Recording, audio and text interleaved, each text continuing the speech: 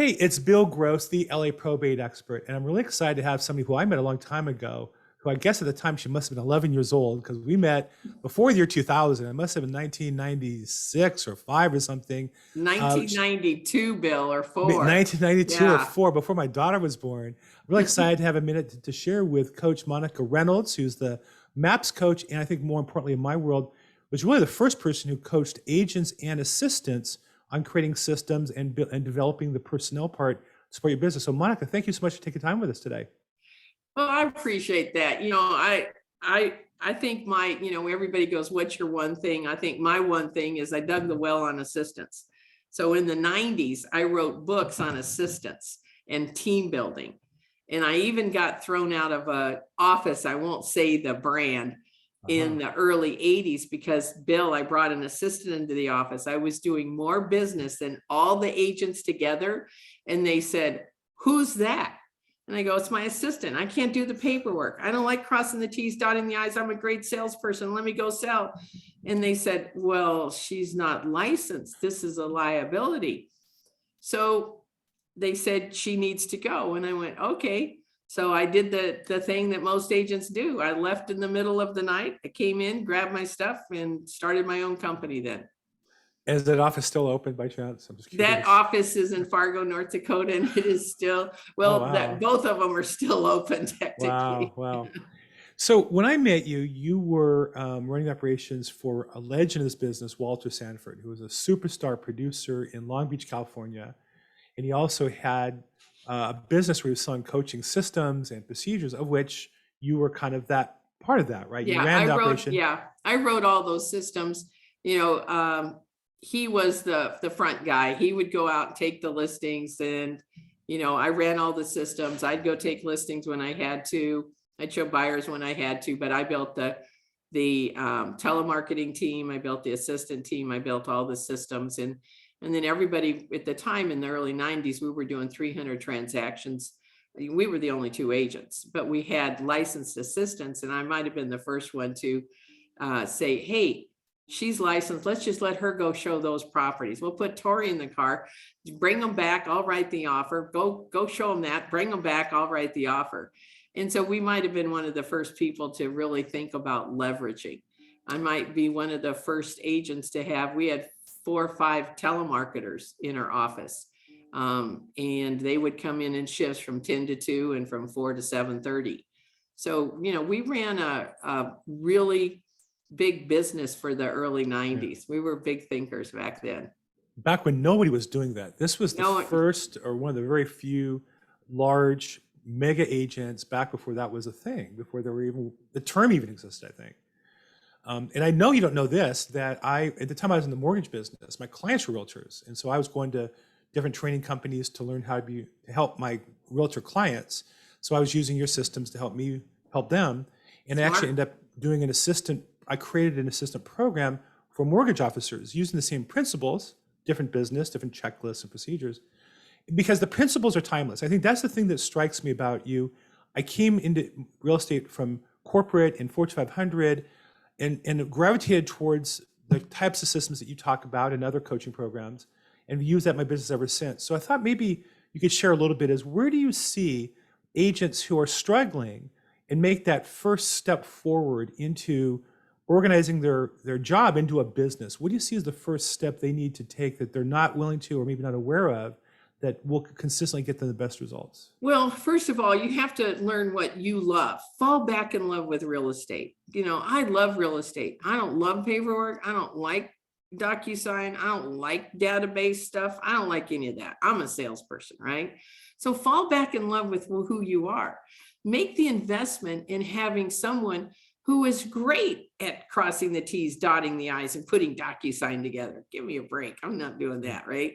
And so who are those people that you can now bring into your world, change their life? However, when you hire your first assistant, you go from being a realtor to a business person. And your whole mindset changes. You've got this person here who you are the leader, and you have a goal and plans and expectations and how you pay for this person. So when you learn what your life is like, Bill, with a dollar sign. So in my schedule, I have dollar signs next to activities.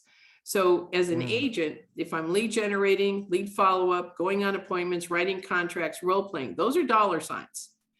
Now, getting my car detailed is not a dollar sign. Following up on something in the database or working on a mailing, that's not a dollar sign. And so when you look at your schedule, how many dollar signs do you have in there? Right. What if you had 80% of your schedule being dollar signs? You change your life, you change the life of the assistant because you brought them in to build an empire or a business, whatever you want to call it. And then the next thing is that your client's life changed because when you're on a listing appointment, Bill, and the phone rings for you, you can't answer it. You can't say, excuse me, I've got a sign call here. Hold this, you know? Right. And so your whole mindset changes. And the definition of freedom, is it freedom for more family time? Is it time freedom? Is it freedom financially? Because you can't double your business wherever you're at. You can't double your business without the help of a great assistant. So, and that's great. And I hear that, and agents hear that, and they hear you say that at a seminar or a program or something, and they get excited. My experience is 9% of the time, they'll walk up to me and say, hey, guess what? I hired my first assistant. What? Yeah, my friend's wife's sister's cousin lost her job, and she'd be perfect for me as an assistant. Do you have a job description? Do you know what she's supposed to do? Have you guys talked about compensation? So is that just me, or do you see that happening? Well, first of all, Thanksgiving's never the same when you hire family. Okay? So you want to be very clear about that. Thanksgiving is never the same. Okay. Number two, you don't hire family members until you put them through a whole process of, I'm the boss. Here's how it works. These are my expectations. You can't take advantage of this and say, hey, my kid is sick, or hey, I need to go and do this, or I'm not feeling so great. Because family and friends can encroach by keeping that family friend lock on you, and it's not a business.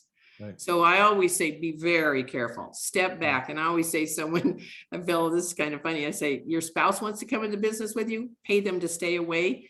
Keep your spouse, it's cheaper than a divorce. Because when they come in to work with you, they see who you are. Sometimes at work, it's not the same, you know? But here's the bottom line. When you go to hire someone, you want a job description, you want what we call a 30, 60, 90. Here's the 30-day expectations. Here's the 60-day expectations. Here's the 90-day expectations. And you always hire someone in the next 90 days will agree to work with each other or not. And so I don't hire anyone and say, great, you're hired. We're going to build a career. No, the next 90 days, we're going to decide if we want to work with each other. And I'm going to give you very clear instructions. I'm going to give you very doable things to check off. A job description, Bill, which a lot of people fail to understand, is also the training checklist. You know, answering the phone, putting this file together, cropping a photo. The whole thing is all detailed, and you check it off as you go. The whole thing is detailed.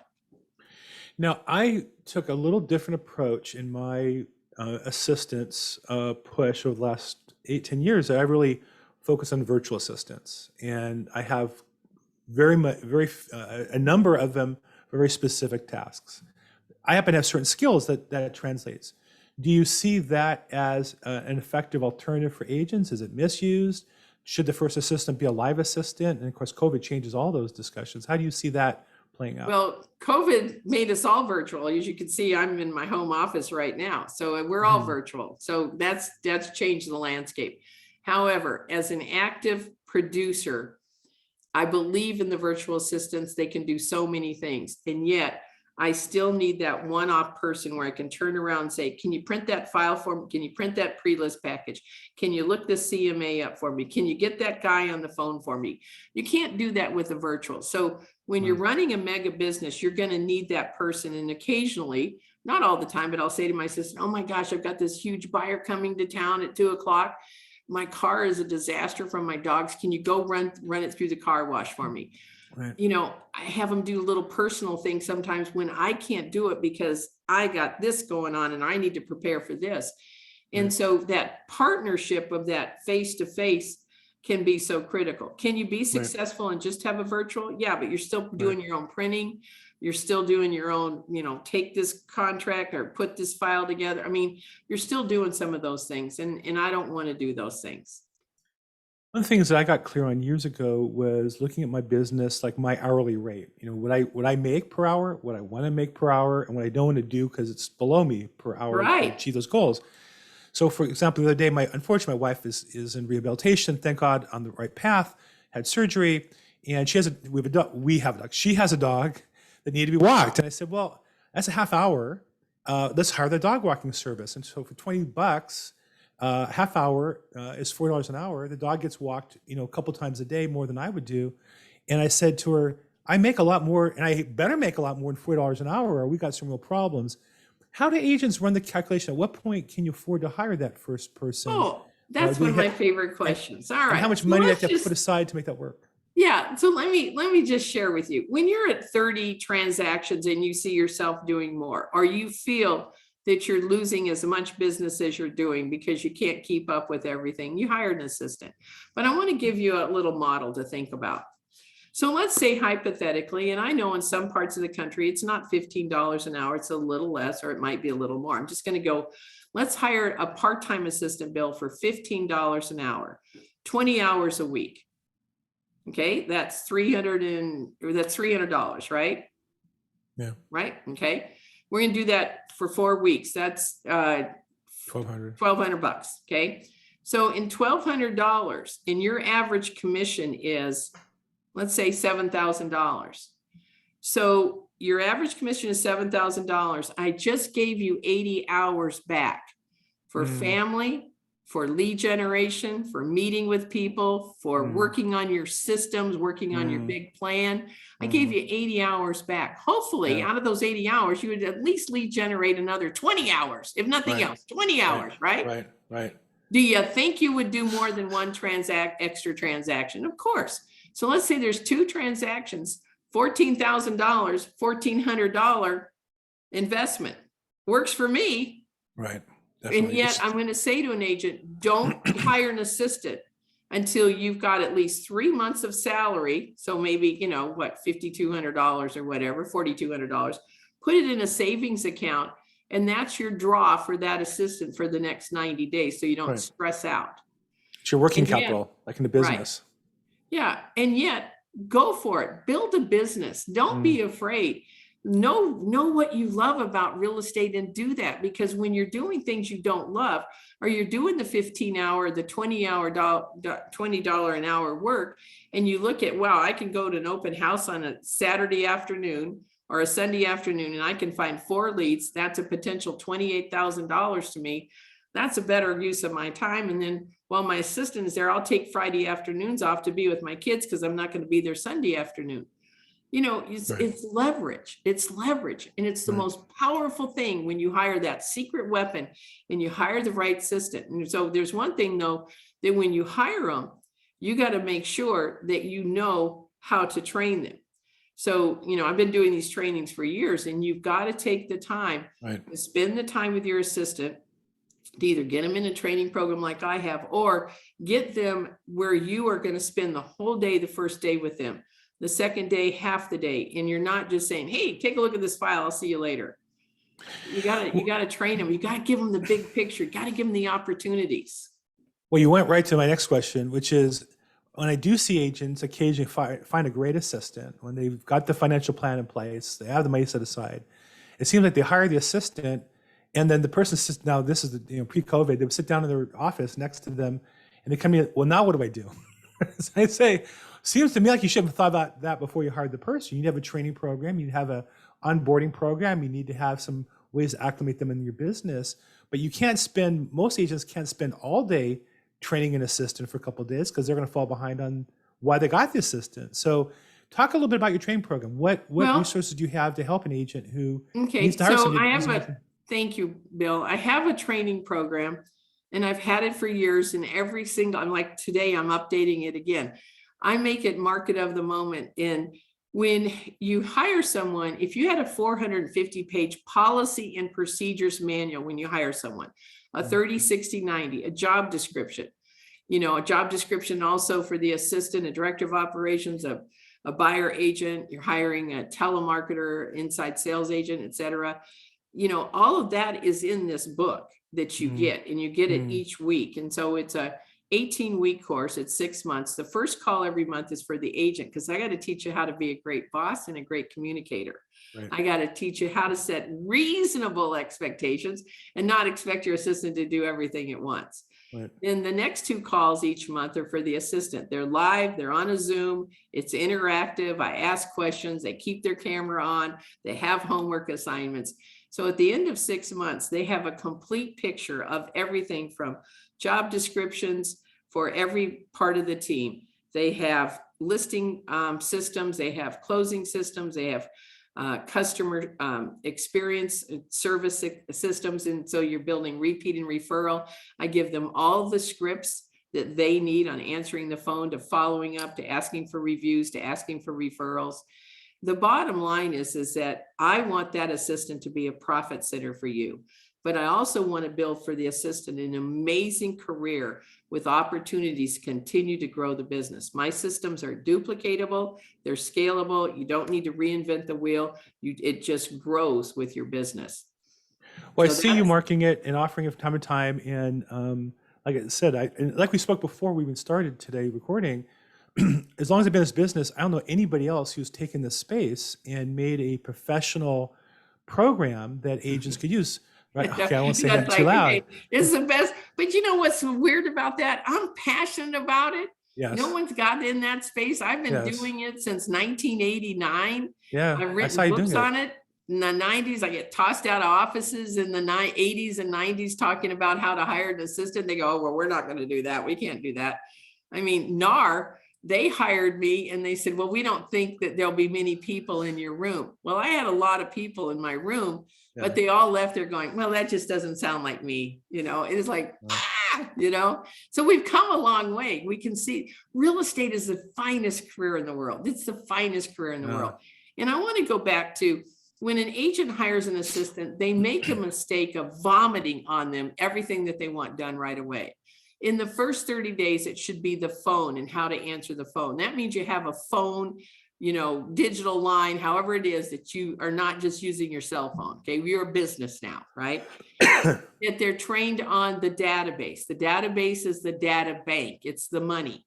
It's the only asset you have. And they're trained on processing a listing. That's it for the first 30 days. Don't go past that until they own that. And then you go into closings in the next 60 days. And then the last 90 days is marketing, social media, keeping track of numbers, customer service things. That's different. But that's the system. But if anybody wants those, they can just reach out to me and I'll be happy to share. And it also seems like, just to finish up that topic, that if you're big enough, you need to be thinking about different stages, right? You have somebody who's brand new, they're at the front desk, or somebody's a little more experienced, they're doing some marketing, somebody maybe more experienced, who's doing transactions. And the goal is to create a flow and a growth and an army of people helping support your business, not just, you know, one person at a time. Great. Look, I really appreciate the depth. Like I said, I've known you for a long time. It's hard to believe that you weren't like 11 years old back then. Shame on me. Well, great to reconnect. And if you don't mind, I've got some free webinars that come up, and I know you get my information, but if anyone wants to reach out to me, it's Monica, M-O-N-I-C-A, at monicareynolds.com. And I'm sure they can reach out to you and you can steer them in the right direction too. So good. So monicareynolds.com. We'll put that in the description as well. Great. On social media. And look, I know you run these programs from time to time, and I certainly appreciate the thing that I really appreciate most is the timelessness of the principles of leveraging your time, of delegating your time, of running your business like a business. That was, you were talking about that 20 years ago, 3 years ago, and you still talk about that today at a high level. So I really appreciate the impact you've had on my business as well as the industry overall. It's, you know, real estate is the best world's kept secret. You know, it is an amazing career, and you have an opportunity to help people with the American dream as a realtor, but you also have the opportunity to change someone's life, a young man, a woman, young woman, whatever, old, whatever is your assistant, you know, older is, I should speak, I'm older. And so the bottom line is that what a career that you can have, and you can create this massive business if you like, or you create, I think some of the best people in the world are one agent and one assistant, and they make massive amounts of money and they keep their business simple. And then there's the great agents, also other great agents who want to build these massive empires. So it's whatever you want, you need the leverage, and the assistant is a secret weapon. And when you hire the right one and you take the right time to do it, it's magical. Well, Coach Monica Reynolds, thank you so much for your time today. Thank you for your timeless principles, and thank you for your contribution overall. Thank you so much. Thank you, Bill. Thanks for reconnecting.